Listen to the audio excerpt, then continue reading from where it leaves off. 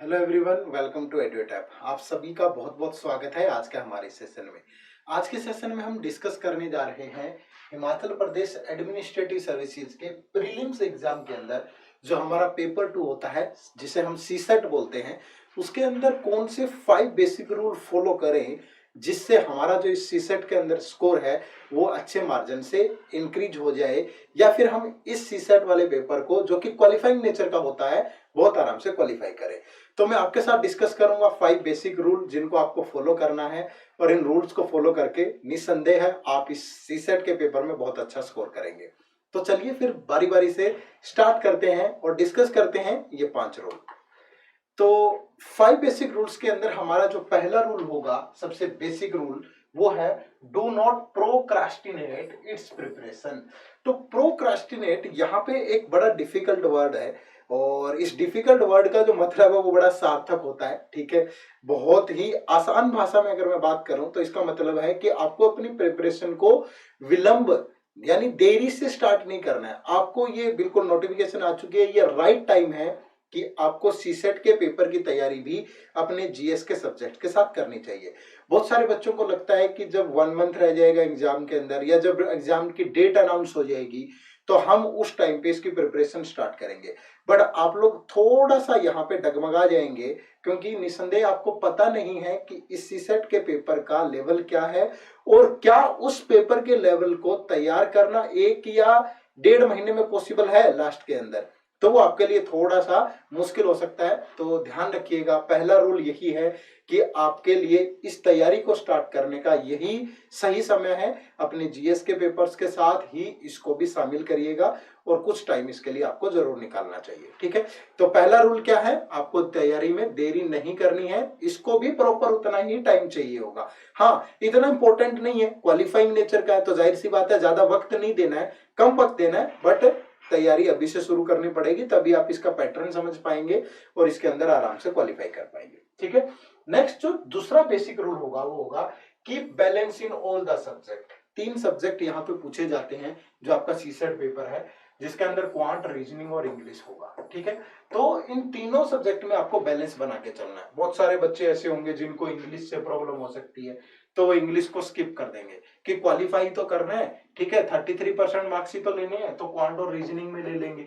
ठीक है, कुछ लोगों को लगता है कि क्वांट अच्छा नहीं है तो क्वांट को स्किप कर देते हैं, रीजनिंग में अच्छा स्कोर कर लेंगे। कुछ को लगता है कि इंग्लिश में अच्छा स्कोर कर लेंगे। बट मेरा मानना यह है कि जरूरी नहीं है। एक तो जो क्वेश्चंस की जो सेग्रीगेशन होती है, जरूरी नहीं है कि 35 क्वांट से पूछेगा, 35 रीजनिंग से पूछेगा, 30 इंग्लिश से पूछेगा। ये ऊपर नीचे भी हो जाता है बहुत बार। और किस दिन कौन सा जो पार्ट है, वो सपोज आपका क्वांट अच्छा है लेकिन क्वांट बहुत टफ पूछ लिया गया पेपर के अंदर, फिर क्या करोगे? तो थोड़ा सा बैलेंस बना के चलिए, एक पे भरोसा नहीं रखना आपको। अगर आपका क्वांट अच्छा है तो ठीक है, बहुत अच्छी बात है, आपका क्वांट अच्छा है, बट रीजनिंग और इंग्लिश के अंदर भी थोड़ा बहुत इतना तो तैयार हो कि अगर यहाँ पे कुछ दिक्कतें आती है तो इन दोनों से मैं उसको बैलेंस कर पाऊं। ठीक है, तो कोई भी सब्जेक्ट अच्छा है उसको और बेहतर बनाइए, लेकिन जो कमजोर है उसके अंदर भी थोड़ी बहुत चीजें जरूर सीखनी है आपको। ये बैलेंस आपके लिए बहुत जरूरी है, कल को दिक्कत नहीं आएगी एग्जाम के अंदर। ठीक है, थर्ड जो पॉइंट है, focus on the concept building. ठीक है, बहुत सारे इंजीनियरिंग बैकग्राउंड के बच्चे होंगे, या कुछ ऑलरेडी जिनका मैथ बैकग्राउंड होगा पहले से ही, जिनकी इंग्लिश अच्छी होगी, उनको लगता है कि 2-4 चीजें सीख लेंगे, या कुछ ट्रिक्स पे ध्यान दे करके हम चीजों को लंबा खींचने की कोशिश करते हैं, जो कि गलत है। ठीक है, ट्रिक्स पर्टिकुलरली काम आती है, लेकिन ऐसा नहीं है। देखो, यहाँ पे क्वालिफाई करना है, टॉपर तो बनना नहीं है आपको। 2 घंटे का टाइम है, 100 क्वेश्चन है। तो अगर आपका कंसेप्ट अच्छा होगा, आपने बहुत बेसिक से भी पढ़ा, तब भी आप उतने क्वेश्चन आराम से सोल्व कर लेंगे जितने क्वालिफाई करने के लिए चाहिए। ठीक है, तो कंसेप्ट पे कैसे, अब आप कहेंगे कि सर ये कौन से कंसेप्ट होते हैं?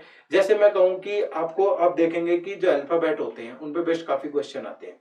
5-6 क्वेश्चन आपको मिलेंगे ही मिलेंगे। ठीक है, वो कोई कॉन्टिन्यूस लेटर सीरीज बना के दे दे, या कोई normal series coding and decoding form में दे दे, ओड वन आउट फॉर्म में दे दे, किसी भी फॉर्म में दे दे, तो आपको क्या करना है, उन अल्फाबेट्स की प्लेस वैल्यू। अच्छा, कुछ लोगों को लगता होगा कि चल हम पेपर में जाके ऐसे लिख लेते हैं, ठीक है, और उसके बाद फिर ऐसे 1 2 3 4 करके फिर सोल्व कर लेंगे उनको। ये भी कोई बुरा नहीं है, मैं मान रहा हूं इस चीज को भी, लेकिन कई बार लॉजिक बेस्ड चीजें होती हैं। डायरेक्ट अगर लेटर्स की प्लेस वैल्यू याद होगी, उनके अपोजिट लेटर याद होंगे, ठीक है, और नंबर सिस्टम में आपको नंबर्स के बारे में बेसिक इन्फॉर्मेशन होगी, परसेंटेज का कंसेप्ट आपको पता होगा, रेशियो का कंसेप्ट आपको पता होगा, आपको पता होगी एलिगेशन का यूज कैसे करना है, आपको पता होगी टाइम एंड डिस्टेंस के अंदर कौन सी चीज किस तरीके से डिस्टेंस निकालना हो तो कैसे निकालते हैं। तो थोड़ा सा कंसेप्ट पे फोकस ज्यादा करिएगा, ट्रिक्स के भरोसे मत रहिएगा। और वाइड रेंज है, सिलेबस बहुत ज्यादा है, ठीक है, और उसके हिसाब से अगर आप प्रिपेयर करेंगे कंसेप्ट बना करके, तो ट्रिक क्या होगा कि एक पर्टिकुलर क्वेश्चन को सॉल्व करेगी, लेकिन कंसेप्ट क्या होगा, आसपास की चीजों को भी बड़े आराम से हैंडल कर लेगा, ठीक है। तो थोड़ा फोकस करिए और लंबे समय तक दिमाग में रहता है। ट्रिक क्या होगी कि 4 दिन पढ़ी, उसके बाद अगर 3 दिन रिवाइज ना कर पाए तो दिमाग से निकल जाएगी, लेकिन कंसेप्ट की वैलिडिटी ज्यादा है, समझ रहे हैं ना। तो कंसेप्ट पे फोकस करके पढ़ना है आपको। नेक्स्ट क्या है, कवर पीवाईक्यूज। अब ये पीवाईक्यू कवर करने क्यों जरूरी है? पीवाईक्यू कवर करने इसीलिए जरूरी है क्योंकि मैंने भी देखा है सीसेट के आपके पीवाईक्यू, अगर मैं 2016, 17, 18, 19, 20 सपोज मैं 5 साल के पीवाईक्यू की बात करूं, तो अगर मैं 16 और 17 का स्टैंडर्ड देखूंगा तो 2020 का स्टैंडर्ड तो उनसे काफी डिफरेंट है, समझ रहे हो। पूछने का तरीका डिफरेंट है, क्वेश्चंस का लेवल डिफरेंट है। तो पीवाईक्यू इसलिए पढ़िए ताकि एक तो आपको पता चल जाए कि किस लेवल की चीजें आजकल एग्जाम में आ रही है, किस तरीके से आ रही है, ठीक है, कौन से टॉपिक से पूछी जा रही है, ये सब चीजों के लिए जरूरी है। फिर अगर आप उनको एनालाइज करेंगे तो आपको प्रॉपर पता चल जाएगा कि आपके पॉजिटिव पॉइंट क्या है, नेगेटिव पॉइंट क्या है, तो थोड़ा सा वो आसान रहेगा, ठीक है। तो पीवाईक्यू जरूर कवर करना है ताकि हम रेलेवेंट चीजों पे मेहनत करें इरेलीवेंट चीजों की बजाय। तो पीवाईक्यू को जरूर कवर करिएगा, ये आपका फोर्थ बेसिक रूल है, ठीक है। उसके बाद प्रैक्टिस इज द ओनली की, ठीक है। सीसेट के लिए आप जितनी, मैं ये कह रहा हूं कि एटलीस्ट 5 फुल लेंथ टेस्ट तो आपको जरूर देने चाहिए, ठीक है। जो 5 फुल लेंथ टेस्ट है ये तो आपको जरूर देने चाहिए। इसके अलावा जब भी आप टॉपिक पढ़े कोई भी, सपोज आपने परसेंटेज पढ़ा है तो कुछ क्वेश्चन परसेंटेज पे जरूर प्रैक्टिस करिए, कोडिंग एंड डिकोडिंग पढ़ा है तो उस पर करिए, कैलेंडर पढ़ा है तो कैलेंडर पे करिए। क्योंकि एक बार पढ़ने के बाद आदमी एक ह्यूमन थोड़ी सी वो है कि 70% चीजें ही ध्यान में रहती है, ठीक है। अगर मैंने कोई 100 पेजेस पढ़े हैं तो 70% चीजें ही मेरे दिमाग में रहेंगी। अगर मैं उसे 100% में कन्वर्ट करना चाहता हूं तो बार बार मुझे उसे प्रैक्टिस करना पड़ेगा, बार बार उसे रिवाइज करना पड़ेगा, तो चीजें लंबे समय तक दिमाग में रहेंगी, ठीक है। तो प्रैक्टिस जरूर करिएगा क्योंकि जब तक यहाँ से प्रैक्टिस नहीं करेंगे आपको पता ही नहीं चलेगा क्वेश्चन सोल्व कैसे होता है, ठीक है। तो एटलीस्ट 5 फुल लेंथ टेस्ट तो आपको जरूर देने हैं इसके अंदर, ठीक है। बाकी जो भी टॉपिक पढ़ो उस पर 20, 30, 40, 50 क्वेश्चन जरूर प्रैक्टिस करिए, ठीक है। तो सीसेट के लिए प्रैक्टिस मस्ट है, बार बार आपको करनी चाहिए, ठीक है। तो ये 5 बेसिक रूल है जो आपको ध्यान में रखना है। मैं फिर से रिपीट कर रहा हूं, तैयारी में विलंब नहीं करना, यही राइट टाइम है, अभी से स्टार्ट करिए। उतना टाइम डिवोट नहीं करना है जितना जीएस पे कर रहे हैं, कम करिए बट मांगेगा रेगुलर, ठीक है। उसके बाद बैलेंस रखिएगा, तीनों सब्जेक्ट में किसी एक सब्जेक्ट के भरोसे नहीं जाना है, दूसरे सब्जेक्ट को भी इतना तो प्रिपेयर करो कि क्वालिफाई कर ले, ठीक है। कंसेप्ट पे ध्यान रखिएगा पढ़ते हुए, पीवाईक्यू को जरूर एनालाइज करिएगा और ज्यादा से ज्यादा प्रैक्टिस करिएगा, फुल लेंथ टेस्ट भी और नॉर्मल सेक्शन वाइज चीजें भी, ठीक है। जो भी टॉपिक पढ़े साथ के साथ प्रैक्टिस करिएगा। क्लियर है सभी को? चलिए, तो ये हमारा पावर पैक है, ठीक है। एचपीएस प्रीलिम्स 2022 के लिए हमने एक कोर्स लॉन्च किया है। ये पावर पैक कोर्स है हमारा, जिसमें आपको 5 चीजें, जो 5 थिंग्स हैं वो मिल रही हैं। सबसे पहले तो नंबर 1 कंप्लीट जीएस का मॉड्यूल, आपके सारे सब्जेक्ट हमने यहाँ पे कवर किए हैं। फिर प्रीलिम्स की टेस्ट सीरीज होगी, जीएस की भी और आपकी सीसेट की भी।